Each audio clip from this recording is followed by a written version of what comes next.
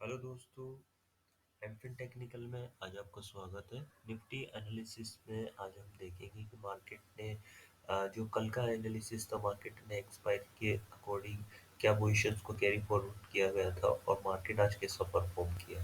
दूसरी, हम सब ये देखेंगे कि डेटा पॉइंट्स में क्या चेंजेस देखने को मिले। ठीक है।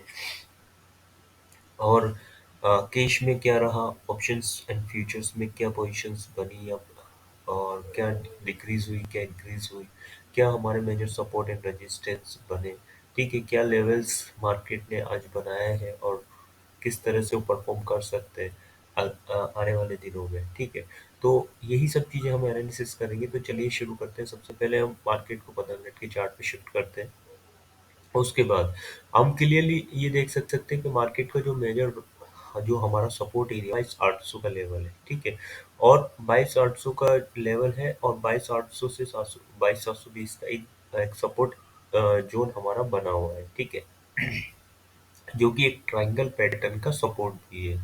दूसरा, हमारा जो प्राइस एक्शन में एक हमने कल डिस्कस किया था कि बियरिश फ्लैग पैटर्न बना हुआ है मार्केट में।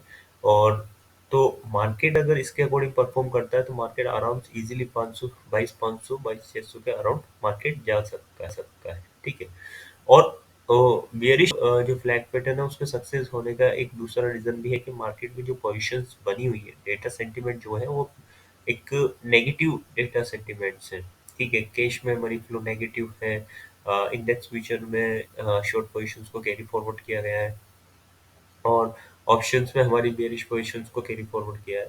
ठीक है, तो ये ऑलमोस्ट इस तरह के सभी जो तीनों सिंक डेटा है हमारा वो एक ऑलमोस्ट एक सिंक में है, जिसकी वजह से मार्केट में एक बेयरिशनेस बनी हुई है मार्केट में। ठीक है, तो इसको फॉलो करने की जो कंडीशंस है और जो प्रोबेबिलिटी है वो हाई थी। ठीक है, तो अब बात करते हैं कि जो हमारा सपोर्ट एरिया है, जो कि हमने डिस्कस किया 22,800 हमारा एक मेजर सपोर्ट एरिया है।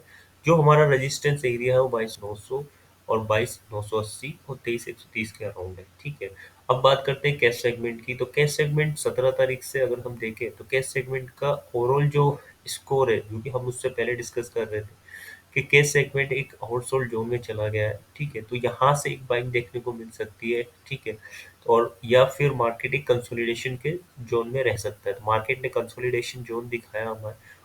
ठीक है, केस सेलिंग कंटिन्यू है। ठीक है, बट जो ओवरऑल जो इंडेक्स का जो सेंटीमेंट है, वो जो उसको स्कोर है, ठीक है, अगर हम उसके अकॉर्डिंग देखते हैं तो मार्केट में कैश का जो स्कोर है वो पॉजिटिव है। ठीक है, तो उसकी वजह से मार्केट में कंसोलिडेशन जोन हमें देखने को मिल रहा है। ठीक है, और डेरिवेटिव्स बियरिश है। ठीक है, क्योंकि शॉर्ट पोजीशंस को कैरी फॉरवर्ड किया गया है।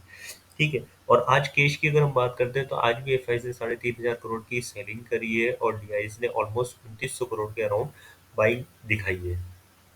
अब बात करते हैं कि इंडेक्स फ्यूचर्स की। तो इंडेक्स फ्यूचर्स में ओवरऑल जो ट्रेंड बना हुआ है वो शॉर्ट पोजीशंस को कैरी फॉरवर्ड किया गया है। ठीक है, आज हमें किसी तरह का कोई अनवाइंडिंग और बिल्डअप नहीं देखने को मिला है। सिर्फ एक प्रॉप डेस्क ने एक बाइंग देखने को मिली है प्रॉप डेस्क की तरफ से एक फ्यूचर्स में। ऑप्शंस की बात करते हैं तो ऑप्शंस में हमें कॉल राइटिंग की पोजीशंस को कैरी फॉरवर्ड होते हुए दिखाई दिया है। ठीक है, तो उसकी वजह से एक मार्केट जब गैप डाउन ओपन हुआ था तो वहां पर एक कैश बाइंग के कारण मार्केट को ऊपर लाया गया। देन उसके बाद कॉल राइटिंग की पोजीशंस को बिल्डअप किया गया। उसके बाद मार्केट एक शार्प सेलिंग देखने को मिली। ठीक है, और हमारा जो मेजर सपोर्ट एरिया है, जो कि हमारा एक ट्रायंगल फॉर्मेशन का सपोर्ट भी है और ओवरऑल जो हमारा मेजर सपोर्ट एरिया है, तो मार्केट पूरा दिन वहीं पर कंसोलिडेट होता रहा। ठीक है, और मार्केट ने 3 अटेम्प्ट भी किए हैं 22,800 के ऊपर जाने के लिए, पर वो सस्टेन नहीं कर पाए और वो वापस से एक जोन में ही आकर उन्होंने अपनी क्लोजिंग दी है। ठीक है, तो ये हमारा एक सेंटीमेंट है जिसमें हम ये कह सकते हैं कि हाँ, ओवरऑल जो पोजीशंस है वो बेयरिश पोजीशंस है, उन्हें कैरी फॉरवर्ड किया गया है और हमारा जो बेयरिश फ्लैग पैटर्न है उसके अकॉर्डिंग मार्केट 22,600 और 22,500 के अराउंड आना चाहिए। ठीक है, दूसरी मेजर अगर हमारे ये ट्रायंगल का जो फॉर्मेशन है, अगर ये यहाँ से अगर मार्केट को रिकवरी दिखानी है तो जो शॉर्ट पोजीशंस बनाई गई थी मार्केट में एक डाउन मूव दिखा के अगर वहां पर उन पोजीशंस को एक्सचेंज ऑफ हैंड किया जाता है उसके बाद वो अपनी रिकवरी दिखा सकते हैं और मार्केट अगर 22,900 के ऊपर जाता है तो एक एक अच्छा मोमेंटम हमें देखने को मिल सकता है।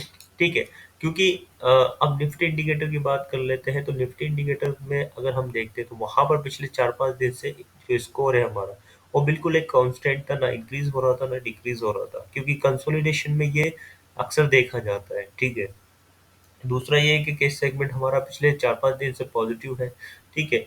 ओवरऑल सेलिंग हो रही है, बट देखा जाए तो स्कोर हमारा अभी भी वहाँ पर इंक्रीज़ हो रहा है, तो जिसके कारण एक अप मूव हमें एक्सपेक्ट कर रहे थे कि एक अप मूव हमें देखने को मिल सकता है, ठीक है?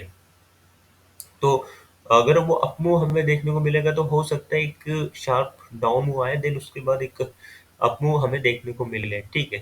तो ये एक 2 मेजर एक्सपेक्टेशन है, पॉसिबिलिटीज़ है मार्केट की, ठीक है? ओवरऑल जो सेंटिमेंट है वो हमारा बेयरिश है, ठीक है? बेयरिश पोज़ीशंस को कैरी